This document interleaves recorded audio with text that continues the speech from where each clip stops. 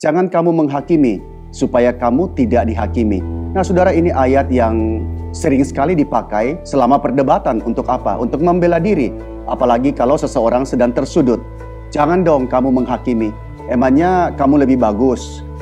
Kalau kamu menghakimi, nanti kamu dihakimi orang loh. Nah jadinya orang Kristen menjadi takut di dalam menilai sesuatu. Nah saudara, kita bisa katakan bahwa Matius pasal 7 ayat yang pertama sejauh ini adalah ayat yang paling sering disalahgunakan di seluruh Alkitab. Baik oleh orang-orang Kristen maupun oleh orang-orang yang non-Kristen, sering menggunakannya sebagai tameng atas dosa-dosa mereka, memungkinkan mereka untuk membenarkan hidup sesuka mereka, semau mereka, tanpa perlu ada batasan moral atau pertanggungjawaban. Oh, bukankah kita semua orang berdosa? Hak apa kita membuat penilaian moral tentang orang lain? Bukankah itu urusan Tuhan?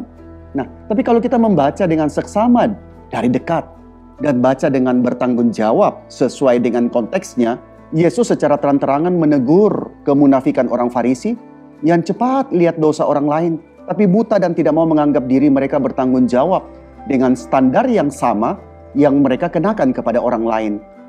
Pertama, perhatikan ayat ini. Ini adalah bagian daripada Matius pasal 5-7 yang adalah khotbah di bukit, di mana Yesus sedang mengajar apa artinya hidup sebagai warga kerajaan Allah. Yesus memberikan standar moral tinggi sebagai warga kerajaan Allah. Mereka yang bertobat dan beriman dan percaya hanya kepada Yesus bagi keselamatan mereka, menjadi anak-anak Allah, diadopsi dalam keluarga Allah. Orang-orang percaya yang hidup dalam kerajaan ini dipanggil untuk hidup secara berbeda. Dan Yesus sedang menjelaskan seperti apa sih hidup dalam kerajaan itu. Disinilah Yesus membahas mengenai kemunafikan, sehingga dia berkata dalam ayat pertama sampai ayat kelima, jangan kamu menghakimi, supaya kamu tidak dihakimi. Karena dengan penghakiman yang kamu pakai untuk menghakimi, kamu akan dihakimi. Dan ukuran yang kamu pakai untuk mengukur, akan diukurkan kepadamu. Mengapakah engkau melihat selumbar di mata saudaramu, sedangkan balok di dalam matamu tidak engkau ketahui? Bagaimanakah engkau dapat berkata kepada saudaramu, biarlah aku mengeluarkan selumbar itu dari matamu, padahal ada balok di dalam matamu? Hai orang munafik, keluarkanlah dahulu balok itu dari matamu, maka engkau akan melihat dengan jelas untuk mengeluarkan selumbar itu dari mata saudaramu. Yesus ketika mengatakan itu, dia sedang menatap kepada orang-orang Farisi.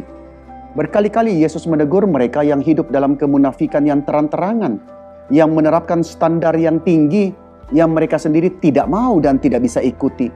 Mereka terkenal karena mengutuk kekurangan orang lain, padahal mereka sendiri adalah orang-orang yang dikutuk oleh karena mereka melakukan hal yang sama.